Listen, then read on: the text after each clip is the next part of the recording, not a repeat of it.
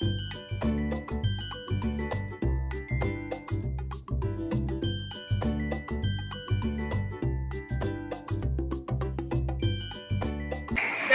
के प्रति आपको कुछ अपने विचार व्यक्त करें। आइए मैम। फर्स्टली आप लोग का बहुत बहुत शुक्रिया कि आपने हमें इनवाइट किया है कि एड्स के बारे में हम लोग आपको जागरूक कर सके। तो उसके लिए मैं बहुत दिल से शुक्रगुजार हूँ आप लोगों की कि आपने हमें यहाँ इनवाइट किया है, क्योंकि एड्स ऐसा है कि पर्टिकुलर हमको सिर्फ मेडिकल वालों को या नर्सिंग वालों को जानना जरूरी नहीं है। एड्स जो है आपको सभी को, मतलब जितने भी पूरे वर्ल्ड में लोग हैं उनको, हम सभी को एड्स के बारे में जानना जरूरी है।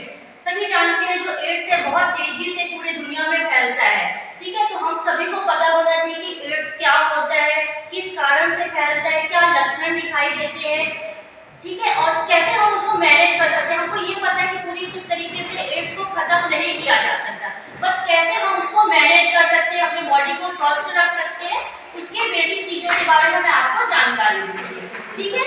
तो फर्स्टली एड्स क्या होता है, एड्स का फुल फॉर्म क्या है, सभी को मेरे ख्याल से ऑलरेडी पता होगा। एड्स जो होता है एक्वायर्ड इम्यूनोडेफिशिएंसी सिंड्रोम होता है, एक सिंड्रोम है जो एचआईवी वायरस, एचआईवी क्या होता है, ह्यूमन इम्यूनोडेफिशिएंसी वायरस होता है। ये वायरस के कारण आपका एड्स होता है, ठीक है।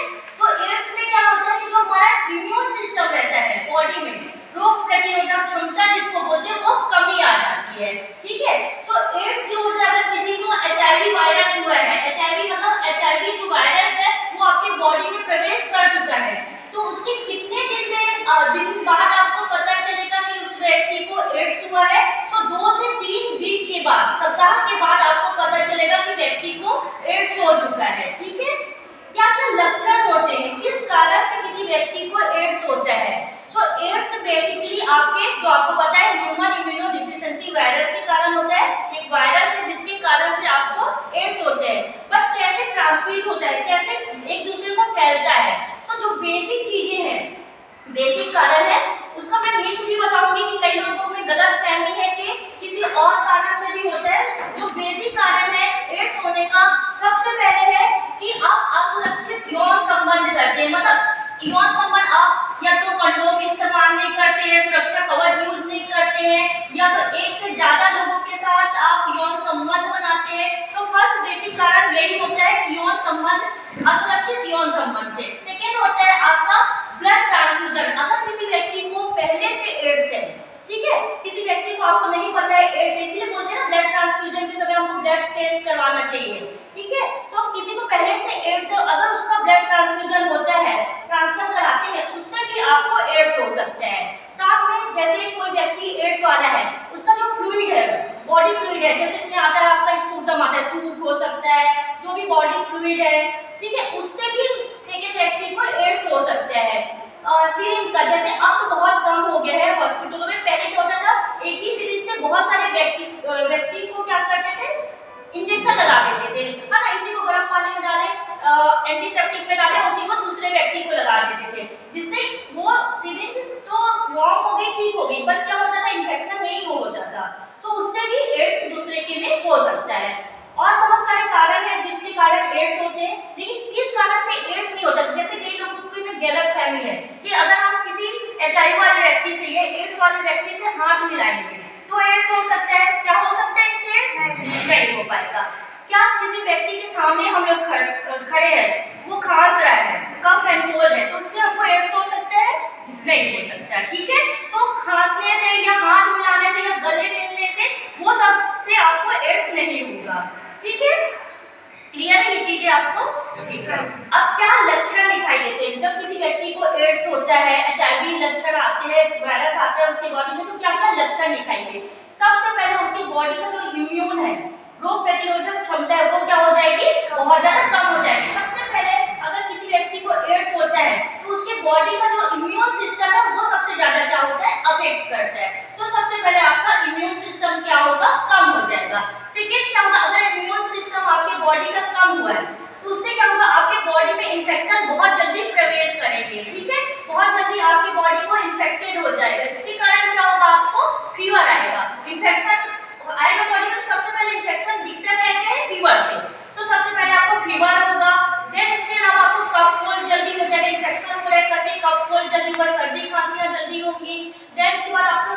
मांसपेशियां है, बॉडी है, वो बहुत ज़्यादा दर्द करेगा, जॉइंट पेन होगा, स्पेशली जो फीमेल होती है उनके में बहुत ज़्यादा जॉइंट पेन, मसल्स पेन, ये सब बहुत ज़्यादा होते हैं। इसके अलावा जो आपका क्योंकि इम्यून सिस्टम कम है तो आपके मुंह में छाले भी बहुत जल्दी होंगे, क्योंकि आपका जीआई सिस्टम जो है जो गैस्ट्रोइंटेस्टाइनल सिस्टम है वो भी बहुत जल्दी अफेक्ट होता है, तो आपके मुंह में छाले होंगे, आपके जो लिम्फ नोड है, ठीक है, वो भी आपका पूरा बॉडी का अफेक्ट करेगा।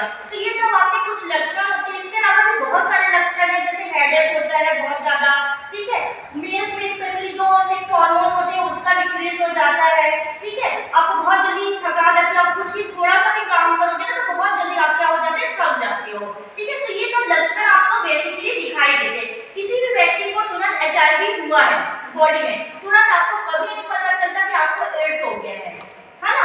तो इसीलिए बोलते हैं हर महीने में या 6 महीने में या 1 साल में आपको बॉडी चेकअप, ब्लड टेस्ट कराना जरूरी रहता है, ठीक है। ऐसा जरूरी नहीं कि आपने यौन संबंध बनाए उसके कारण एचआईवी हो गया, ब्लड ट्रांसफ्यूजन कराया उसके कारण एचआईवी हो सकता है आप ऐसा नर्स जैसे हम लोग हॉस्पिटल में काम करते हैं या आपके कोई रिलेटिव होंगे, आप उनको देखने गए, हम पूरा पीपीटी किट पहन के तो नहीं जाते, सुरक्षा कवच पहन के नहीं जाते हॉस्पिटल में, तो क्या होता है कि आपके नाखून के जो छिद्र रहते हैं, स्किन के जो छिद्र रहते हैं, उससे भी आपका ब्लड, जैसे हम पेशेंट का ब्लड अचानक से गिर गया तो उससे भी आपकी बॉडी में एचआईवी ब्लड गया तो एचआईवी रोग हो सकता है, ठीक है। तो ये बेसिक लक्षण होते हैं जो आपके किसी भी एचआईवी एड्स पेशेंट में दिखाई देते हैं।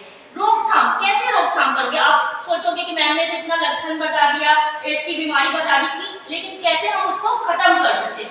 खत्म करने का पूरे तरीके से एड्स का अभी तक कोई इलाज नहीं है। बेसिक जो मेडिसिन आई है, दवाइयाँ आई हैं, वो किसके लिए आई है कि आपके इम्यून को बढ़ा सके, रोकथाम को बढ़ा सके। तो बेसिक जो इम्यून मेडिसिन है वो आपको डॉक्टर एडवाइस करते हैं, स्पेशली जो रेड क्रॉस सोसाइटी के मेंबर होते हैं, आपने सुना होगा रेड क्रॉस सोसाइटी, सो उसके जो मेंबर्स होते हैं उनमें कुछ इम्यून मेडिसिन है उन्होंने दी है, प्रोवाइड की है। साथ में जैसे इम्यून आपको बढ़ाना है तो आप डेली एक्सरसाइज करिए, अच्छे से एक्सरसाइज करेंगे, आपका जो बॉडी है वो एक्टिव रहेगा। साथ में बैलेंस डाइट, मतलब जिस प्रकार का जिससे आपका इम्यून बढ़े उस प्रकार का आप डाइट लीजिए। ये सब जो बेसिक चीजें हैं उससे आप अपने जो एचआईवी रोग है उससे थोड़ा सा कंट्रोल कर सकते हैं कि ज्यादा जल्दी आपका इम्यून जो है डिस्ट्रॉय ना हो, खत्म ना हो, ठीक है। तो ये बेसिक चीजें हैं जिससे आप अपने एचआईवी एड्स वाले पेशेंट को सुरक्षित रख सकते हैं। एड्स का कोई बेसिक इलाज नहीं है कि आप पूरी तरीके से खत्म करो, बस उसका रोकथाम करने के लिए आप ये ध्यान रखो कि जो कारण मैंने बताया है उससे अवेयर रहो कि ये कारण को ध्यान रखो। जैसे आप किसी से संबंध भी बना रहे हो तो ये ध्यान रखो कि आपको, ये मैं आप लोगों को क्यों बेसिक बता रही हूँ, क्योंकि आप यंग जनरेशन हो, हम लोग यंग जनरेशन के एकदम बोलेंगे कि हर चीज को हम रोकथाम लगा ले, नहीं हो पाता है, ठीक है। सो यंग जनरेशन में ये सब बेसिक चीजें होती है जो ज्यादा हम लोग को ध्यान देना है। अगर हम किसी से संबंध बना भी रहे तो हमको कुछ बेसिक चीजें हैं कि रोकथाम के लिए हमको कंडोम यूज करना चाहिए, वो करें। जब हम ब्लड ट्रांसफ्यूजन करने जाते हैं तो जरूर आप जांच करवाएं कि वो ब्लड जो है सुरक्षित है कि नहीं है। सिरिंज लगाते तो देखिए कि जो सिरिंज आपको लगाया जा रहा है वो पैकेट में बंद है कि नहीं है, कवर है कि नहीं है, ठीक है। ऐसा नहीं कि एक सिरिंज लग चुका है उसी को कोई लगा रहा है।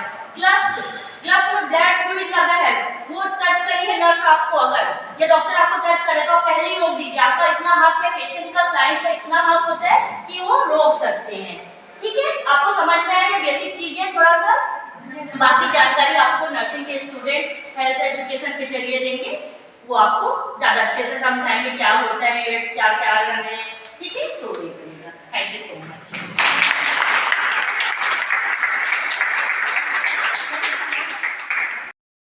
Good afternoon, everyone. We are BSc Nursing fourth year students. Today we are gathered here to celebrate AIDS. As we know, we celebrate AIDS on 1st December. So we are here to present about AIDS. So I would like to call my classmate to introduce you about AIDS. Good afternoon, everyone. My name is Alisa Patel. मैं आप लोग को ads के बारे में जानकारी देना चाहती हूँ। एड्स क्या होता है, किसकी वजह से होता है, कहाँ से आया है, और जो आज हम 1 दिसंबर को एड्स डे मनाते हैं वो क्यों मनाते हैं। एड्स का पूरा नाम होता है एक्वायर्ड इम्यूनोडेफिशिएंसी सिंड्रोम। यह जो होता है रेट्रोवायरस के कारण होता है। उस रेट्रोवायरस का नाम है एचआईवी, ह्यूमन इम्यूनोवायरस। यह जो बीमारी है ये हमारे शरीर में जब होती है तो हमारे शरीर की रोग प्रतिरोधक क्षमता को खत्म कर देती है। यह एड्स जो है वो पहली बार अमेरिका में 1981 में होमोसेक्सुअल ह्यूमन में पाया गया था। यह जो बीमारी है वो चिंपैंजी से आया है। जैसे कि कोरोना वायरस चमगादड़ से आया था, वैसे जो एड्स है वो चिंपैंजी से आया है। 18वीं शताब्दी में साउथ अफ्रीका में कुछ मनुष्यों द्वारा चिंपैंजी का शिकार किया गया और उनका मांस खाया गया, जिसकी वजह से वो उनके संक्रमित रक्त के संपर्क में आए और उनके शरीर में प्रवेश कर गया ये ह्यूमन इम्यूनो वायरस, जिसकी वजह से फिर एड्स फैला और इसी प्रकार से मनुष्यों में एड्स होने की शुरुआत हुई। भारत में सबसे पहले एड्स 1986 में चेन्नई में पाया गया था और ये कुछ फीमेल सेक्स वर्कर्स में पाया गया। आज के दिन 1988 के बाद आज के दिन 1 दिसंबर को हर साल विश्व एड्स दिवस मनाया जाता है, जिसका उद्देश्य क्या था? HIV का बचाव करना और जो एड्स की महामारी है उसके बारे में जागरूकता करना।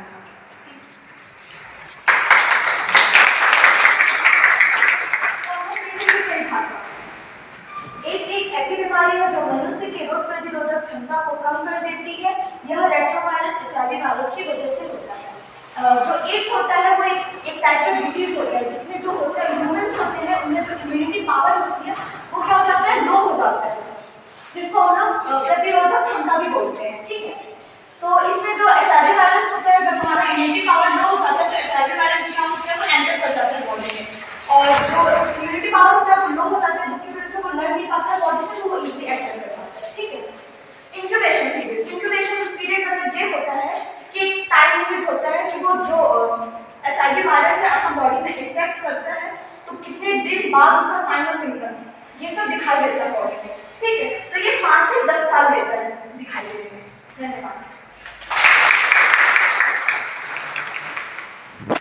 नेक्स्ट देखेंगे हम कारण कि एड्स किस कारण से होता है। वैसे तो एड्स सबसे पहले ब्लड और लार की वजह से होता है और भी कुछ कारण है जिसकी वजह से एड्स होता है। सबसे पहले है असुरक्षित यौन संबंध। जो सुरक्षित मतलब जो स्वस्थ व्यक्ति है संक्रमित व्यक्ति से यौन संबंध बनाता है तो संभोग के दौरान जो उसका ब्लड है और लार स्वस्थ व्यक्ति में जाके एड्स का संचरण करता है। नेक्स्ट है गर्भावस्था। यदि कोई महिला जो एड्स से पीड़ित है वो गर्भ धारण करती है तो उसके द्वारा उसके बच्चे में भी जाने के चांसेस हो जाते हैं और एड्स होने का खतरा होता है। फिर है संक्रमित रक्त आदान। यदि कोई व्यक्ति जो एड्स से पीड़ित है वह अपना रक्त स्वस्थ व्यक्ति को देता है तो इससे भी जो स्वस्थ व्यक्ति में रक्त एड्स होने के चांसेस हो सकते हैं। फिर है उपयोग सिरिंज का प्रयोग करने से या फिर सिरिंजों का साझा करने से। जो सिरिंज सबसे उपयोग किए गए हैं मतलब जो पहले से उपयोग किए गए हैं संक्रमित व्यक्ति में जो एड्स से पीड़ित है उस सिरिंज का फिर से प्रयोग करके जो स्वस्थ व्यक्ति में उपयोग करते हैं उसके कारण भी एड्स होने के चांसेस हो सकते हैं। धन्यवाद।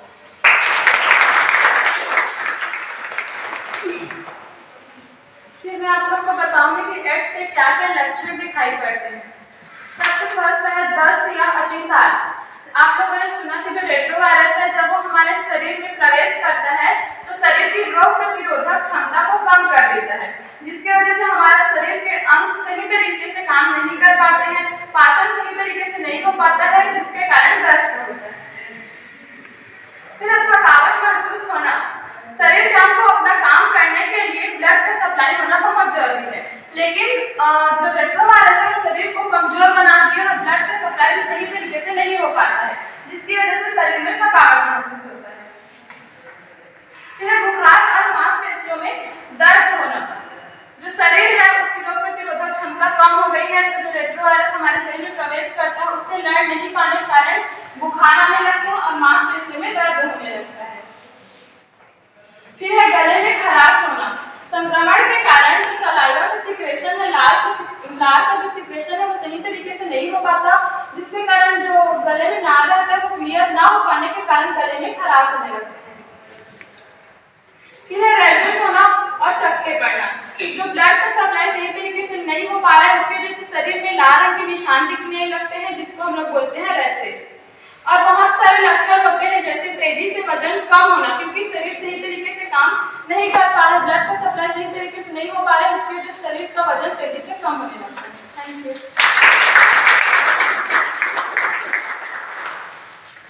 इसके बाद हम देखेंगे प्रिवेंशन, जिसे हम रोकथाम बोलते हैं, जिससे हम ये जान सकते हैं कि एड्स का हम कैसे रोकथाम कर सकते हैं। तो सबसे पहले हम देखेंगे प्रैक्टिस सेफर सेक्स यूज करना। इसका मतलब ये है कि जब भी यौन संबंध बनाया जाता है तो हमें कॉन्डम्स का यूज करना चाहिए, जिससे हम हम रोकथाम कर सकते हैं कि उसे एड्स की बीमारी ना हो। उसके बाद है never share needles, always use sterile needles. मतलब ऐसे जो नीडल्स जो ऑलरेडी यूज हो चुके हैं, मतलब कि जो यूज किया जाता है ऐसे पेशेंट में जो संक्रमित होते हैं, तो वो नीडल्स को हमको दोबारा यूज नहीं करना चाहिए। अगर हम उसको दोबारा यूज करते हैं तो एड्स जो है फैलने के चांसेस बढ़ जाते हैं।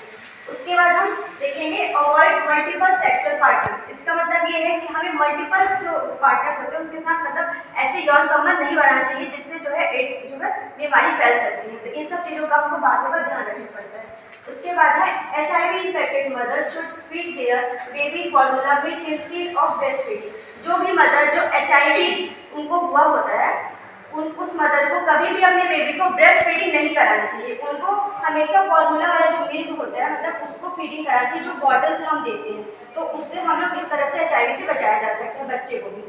उसके बाद है drug treatment for HIV infected mothers during pregnancy. जब भी कोई मदर अगर HIV इन्फेक्टेड है तो ड्यूरिंग प्रेगनेंसी अगर है तो उसे ड्रग का यूज़ करना चाहिए जो ड्रग उसको प्रिस्क्राइब किया गया है एड्स के दौरान।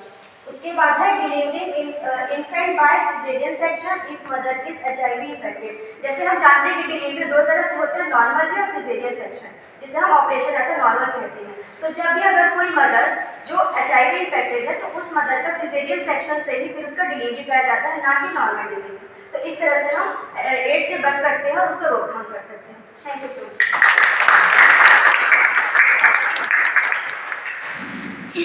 अब हम देखते हैं क्या करने से HIV एड्स फैलता है। जैसा कि हमने कारणों में देखा है कि असुरक्षित यौन संबंध बनाने से, मतलब कि बिना प्रोटेक्शन शारीरिक संबंध बनाने से HIV फैलता है। सुइयों का साझा करने से, पहले से जो सुई का नीडल का यूज हो चुका है अगर उसे बार बार यूज करते हैं जिससे HIV फैलता है। रक्त आधान से, ब्लड ट्रांसफ्यूजन करने से भी HIV फैलता है। संक्रमित व्यक्ति के रक्तनाल से, जो HIV से संक्रमित व्यक्ति है उनका रक्तनाल से HIV फैलता है। अब हम देखते हैं कि क्या नहीं करने से HIV नहीं फैलता है। हाथ मिलाने या छूने से, जो HIV से संक्रमित व्यक्ति है उनसे हाथ मिलाने से HIV नहीं फैलता है। साथ में खाना खाने से, उनके साथ में बैठकर खाना खाने से HIV नहीं फैलता है। मच्छर के काटने से HIV नहीं फैलता है। एक साथ नहाने से, जो HIV से संक्रमित व्यक्ति है उनके साथ नहाने से HIV नहीं फैलता है।